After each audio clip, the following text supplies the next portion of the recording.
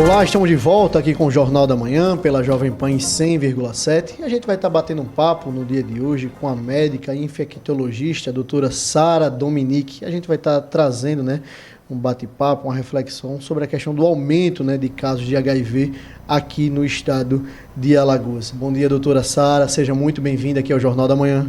Bom dia, eu agradeço o convite, para mim é uma honra estar aqui, participar e ajudar. Doutora Sara, a gente que agradece a sua presença aqui no Jornal da Manhã. Doutora Sara, para ilustrar, para trazer para os nossos ouvintes nos 4 cantos do estado de Alagoas, o que é o HIV? É muitas vezes um tema que é tabu, é um tema que muitas vezes é silenciado por nossa sociedade como um todo. Traz para a gente o que é o HIV, quais são as consequências desse vírus na vida do cotidiano das pessoas. O vírus HIV, ele recebe essa nomenclatura porque é o vírus da imunodeficiência humana, que é adquirida através de alguma fonte de infecção. Como a maioria das pessoas já conhece, a fonte de infecção mais comum é via ato sexual, seja o sexo oral, anal, vaginal, é a forma mais fácil, porque é um vírus que está presente numa quantidade, numa concentração muito elevada nos fluidos corporais, principalmente sangue e secreção do trato genital. Por isso que essa via de contágio é significativa, Ela é a mais simbólica. Claro que acidente ocupacional também é uma possibilidade, mas o risco é muito pequeno. Então, a prática da sexualidade das pessoas de uma maneira desprotegida e com várias exposições, ou seja, várias pessoas diferentes, é o que realmente motiva ao contágio, a infestação, a infecção pelo vírus que causa a imunodeficiência. E por que isso acontece? O vírus ele só se multiplica dentro da célula. E esse vírus dentro da célula humana. Na verdade, todos os vírus, para sobreviver, se multiplicam em células vegetais ou animais. E o vírus da imunodeficiência humana precisa do sistema imunológico. Então, ele entra numa célula chamada linfócito, CD4, que é o nome científico, que é o grande maestro, é quem orquestra todo o sistema imune. Se o vírus entra, se multiplica, explode essa célula, mata essa célula, o sistema imune perde o grande maestro. E com isso você pode desenvolver câncer, porque vai causar uma disfunção do seu sistema imunológico, reativar alguns vírus, bactérias e protozoários que a gente tem no nosso organismo, porque muita coisa que a gente pega quando sai da barriga da nossa mãe, a gente não morre, adoece ou não, mas fica dentro da gente. E esse é o grande problema, é como um transplantado. O sistema imunológico enfraquecido, nesse caso do vírus HIV por ele, vai favorecer que vários bichinhos dentro do corpo da gente explodam e se manifestem. Doutora Sara, a grosso modo, de uma forma leiga, a gente pode dizer que é um vírus oportunista, tipo onde vê uma fraqueza, onde vê uma baixa de imunidade, podemos dizer assim, ele atua ali? Perfeito, esse é o raciocínio, inclusive quando a gente fecha a notificação ao Ministério da Saúde, esse conceito é o que fecha. A gente tem que colocar quais são as infecções oportunistas, porque se ele é um vírus que destrói o sistema imune, tudo que for de doença oportunista acontecerá. E as infecções oportunistas não necessariamente são coisas novas, que a pessoa pegou agora no ar, ou na comida, ou na água. Não, são coisas dentro da pessoa que estavam quietas e que vão surgir. Então, sarcoma de Kaposi, que é o vírus herpes zoster, a toxoplasmose no cérebro, no olho, ou disseminada, tuberculose, tudo isso é coisa que está dentro do corpo da pessoa e que de uma maneira oportunista, porque o sistema imune enfraqueceu, vai aparecer. Natália Barros. Doutora Sara, trazendo esse assunto, para a questão da saúde aqui no nosso estado, trazer um dado super importante, João Mozinho. De janeiro a agosto deste ano, de janeiro a agosto de 2024, Alagoas notificou um aumento de 11,89% em relação ao mesmo período do ano passado. E aí, doutora, quais são os fatores que podem ter contribuído para esse aumento? Já é um dado que alerta os especialistas, como é que digamos assim, o Ministério da Saúde, em trabalho junto com a Secretaria, como é que já está começando a ver esse cenário? Sem dúvida é um alerta. A cada ano que passa, Natália, se a gente tem um aumento comparativo a anos anteriores, na série histórica, a gente sempre fica na preocupação, até pela inserção, o ingresso desse paciente novo a novos serviços. Mas eu acredito que esse aumento expressivo é multifatorial, não é só o interesse da pessoa em buscar a sua sorologia. No Brasil, essa consciência de fazer exames periódicos ainda é muito pequena. Na maioria das vezes, as pessoas vão em busca de sorologia para HIV, para hepatite, para sífilis, quando elas têm sintomas. Então, o que mudou entre 2023 e 2024? Uma maior oferta no estado de Alagoas e na capital por exames, né, campanhas, além também do interesse individual das pessoas em testagem. Então, podemos dizer que tem, né, tem muito mais a ver com essa procura, né, que agora está menos subnotificado do que, de fato, as pessoas contraindo mais o vírus. É possível afirmar isso? Sim, se nós formos em busca, se o estado de Alagoas fizer uma busca ativa, como a gente fala, sorologia em massa, ofertar, ampliar a possibilidade, campanhas, enfim, lugares públicos, escolas, certamente nós diagnosticaremos muito mais o estado assintomático, que é a não doença, né? Que é ser portador do vírus HIV e não ter a AIDS ainda instalada. A senhora falou... Só concluir aqui, Ju. A senhora falou sobre sintomas, né, agora. Quais seriam os sintomas, assim? A pessoa não faz ideia que contraiu o vírus, né? E ela está vivendo a vida normalmente. Qual o sintoma ali que começa a aparecer, que pode acender essa luzinha amarela, que ela começa se ela não faz essa sorologia aí com alguma certa frequência, mas qual o sintoma, o primeiro sintoma que pode aparecer numa situação como essa? Eu acho que essa pergunta é a mais crucial da nossa manhã. A infecção pelo vírus HIV ela vai se comportar de uma maneira ao longo dos meses e dos anos. Então, respondendo com muita objetividade, se é o início da infecção, que pode acontecer dali a 30 dias, 40 dias depois que você recebeu o vírus HIV, porque o período de incubação não é assim tão rápido como uma bactéria, é necessário que o vírus invada o sistema imune. Então, não adianta a pessoa pensar na exposição do final de semana e com 2, 3 dias, né? Eu me expus domingo e hoje, sexta-feira, eu já estou doente. Pode ser que não seja ainda o vírus HIV. Mas as primeiras manifestações são febre, dor de garganta, as ínguas pelo corpo, no pescoço, na axila, na virilha. Pode ter diarreia, dor de cabeça. Um quadro que a gente costuma dar diagnóstico de virose. Faz diagnóstico diferencial com a mononucleose infecciosa, que é a famosa doença do beijo. Faz diagnóstico diferencial com vários outros vírus, com a própria toxoplasmose, com a Covid, com a influenza. Então, é aquilo que, se não dada a oportunidade, o paciente nesse diagnóstico primário, agudo, nem saberá que a infecção pelo vírus HIV aguda está acontecendo. E aí ele vai curar, ele vai melhorar, o sistema imune vai dar um jeito de parar com essa virose e ele entra numa latência que pode durar semanas, meses ou anos, 5 anos, alguns estudos mostram até 10 anos.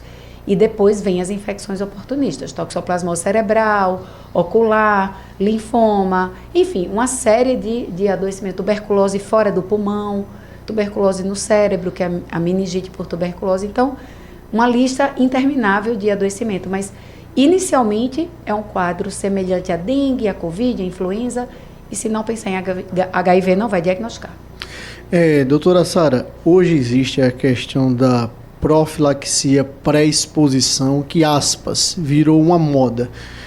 São remédios, né, utilizados após a exposição sexual, sem o devido cuidado, sem a devida educação sexual, sem a devida responsabilidade. Como é que você vê esse uso dessa profilaxia, sem esses determinados cuidados hoje que estão postos na nossa sociedade? Excelente pergunta, e é bem difícil responder porque cada vida, cada pessoa se comporta de um jeito.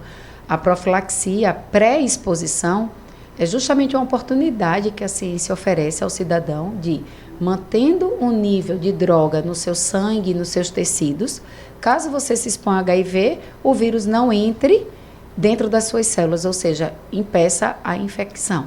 Porém, não é só o HIV. A profilaxia que a gente toma com os antivirais contra o HIV, ela não vai impedir, por exemplo, que o cidadão pegue gonorreia, sífilis, hepatites. O próprio HPV, que causa câncer no ânus, na região genital. Então, se a pessoa só faz uso da profilaxia com os antivirais contra o HIV, ela só se preocupa com o HIV, não faz outros métodos de barreira, ela não está isenta de pegar as infecções sexualmente transmissíveis. E a sífilis, hoje no Brasil, ela é crescente, né? Inclusive com risco ao bebê em mulheres gestantes. Então, é uma preocupação para que a pessoa não entenda que tomando a profilaxia ela está isenta de risco. Ela vai se isentar quase que 100% ao risco para o HIV, exclusivamente. Ô, doutora, o PrEP, né, como é conhecido popularmente, essa questão do PrEP, ele tem algo que possa acontecer com a pessoa? Tem efeito algum colateral? efeito colateral, esse uso deliberado do PrEP, ou seja, no dia a dia, no cotidiano, você fazendo sexo sem proteção e utilizando esse remédio, esse medicamento? Porque ele tá, só um complemento, porque ele tá quase, o pessoal tá quase substituindo o uso do preservativo, assim, né? Só tomando como uma balinha ali, né? Ai, fim de semana, fui, curti, aproveitei, toma o PrEP. Aí qualquer exposição e vem tomando com essa frequência. Então, tem algum efeito já algum estudo sobre isso?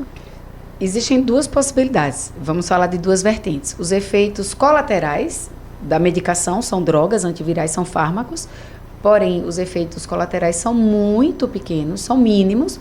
Hoje a ciência já consegue colocar antivirais bem diferentes da década de 90 com quase isenção de efeito colateral. Então, se tiver algum efeito, uma leve dor estomacal, um pouco de gosto metálico na boca, mas isso também é transitório. Porém, existe um outro efeito, que não é um efeito colateral, mas é um risco que se tem de, como a PrEP ela pode ser contínua ou deliberada só em momentos de exposição, que também é uma outra situação a se trabalhar. Então, a gente precisa fazer, sim, o acompanhamento das pessoas que se expõem à PrEP. Por quê? Eu posso orientar a pessoa que sempre tem relação de risco a fazer uso contínuo. Então, começa com a dose de ataque e depois fica tomando todos os dias, sem interrupção. Esse normalmente não cursa com um possível efeito deletério, que numa segunda categoria populacional pode acontecer, que é tomar deliberadamente só durante uma exposição. Se a pessoa não faz isso de uma maneira regular, se não faz isso com responsabilidade, você fica com a quantidade de remédio e se você se expôs sem saber e não fez uso, você pode induzir uma resistência ou a PrEP falhar. Então, eu costumo muito discutir a fundo com o paciente que vai começar a PrEP para que ele tenha essa noção e essa responsabilidade, porque como você bem colocou, não é uma balinha que eu tomo ali, vou para a balada e acabou. É necessário acompanhamento e orientação médica para que a pessoa não caia no risco de causar um malefício, inclusive resistência. Doutora Sara, falar de outra questão que é extremamente importante também, que é sobre educação sexual dentro dos lares.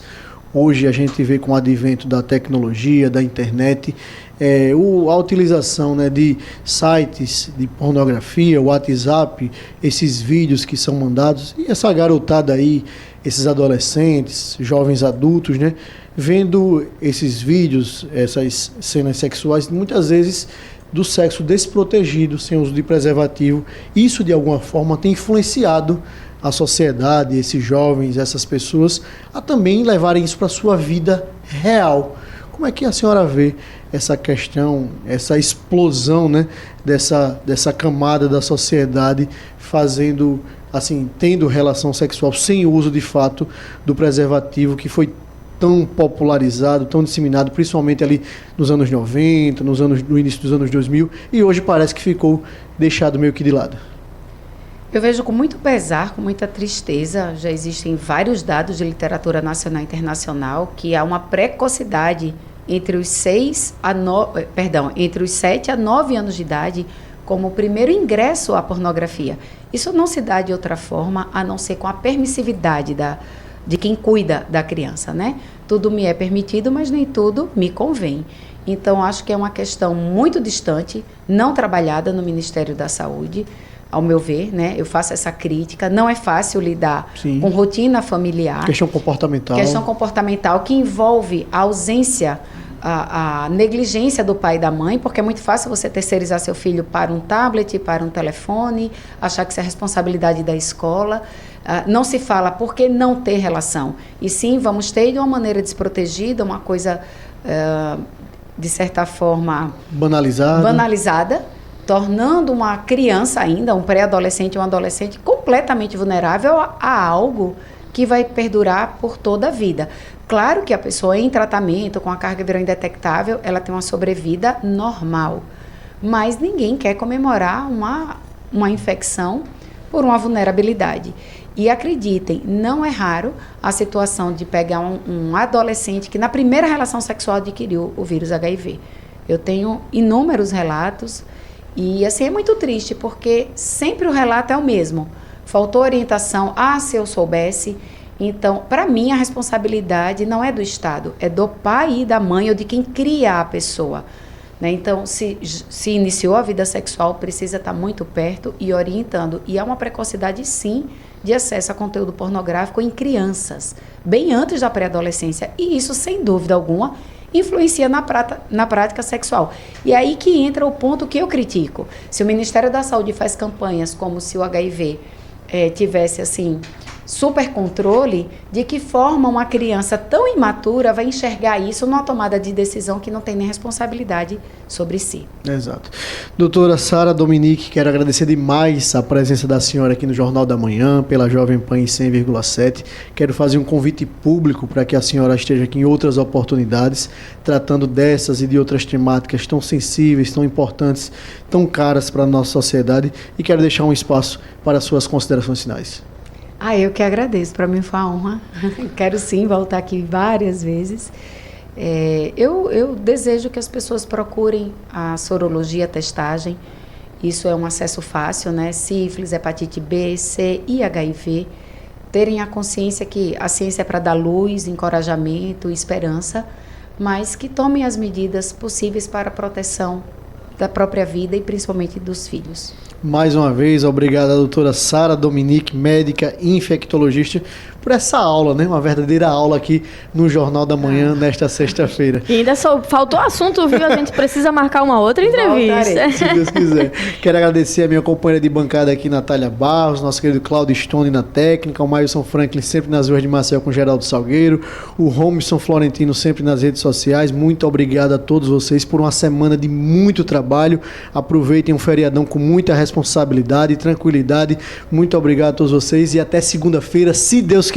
Sextou, meu povo, com feriado. Até segunda.